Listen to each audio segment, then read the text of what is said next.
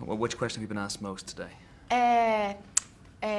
What's the bravest thing I've ever done? You know, it wasn't on my list. Was it not? No, but I might add it now. It's a good question. Yeah, it's not a bad question.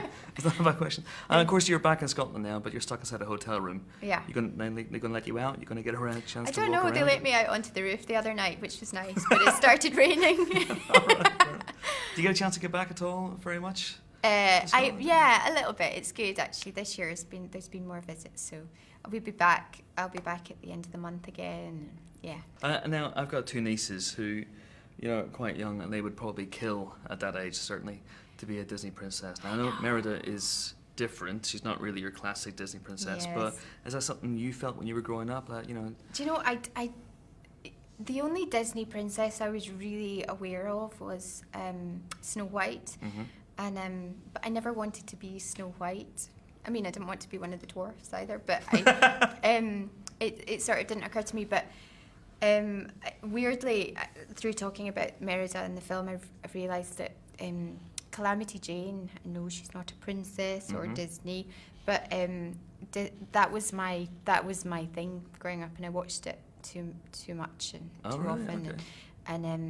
and I did sort of gallop around pretending to be on my horse and all that stuff. So kind of, it's really great. Interesting. To have played, because Merida. The musical version of Calamity Jane, or what are we talking here? It's the Doris Day. The Doris Day version. Yeah, Oh, it's not a brilliant film. It's not one of the best musicals ever made. It's all right. It's good. It's okay. Yeah. That's an unusual. But it sort of it did something to me. I don't know. I love cowboys and all that stuff. So I liked her tomboy, the tomboy element in her, and it's the same with Merida. It's funny. I was going to say, yeah, plays nicely into that. I know, that it really aspect. does. So who knew? Absolutely. So how did you come on board this thing? Because Reese Witherspoon had been cast in the role before that. Yeah, luckily I didn't know about that for quite a while, or I would have been really daunted. Were you privy at all to anything? Did they show you anything she had done just so you could go in a different direction, or was it? Yeah. Not at all. Yeah. But very weirdly, a strange turn of events. I went on tape for a friend who's a dialect coach, and who wanted a Scottish accent for Reese Witherspoon years ago.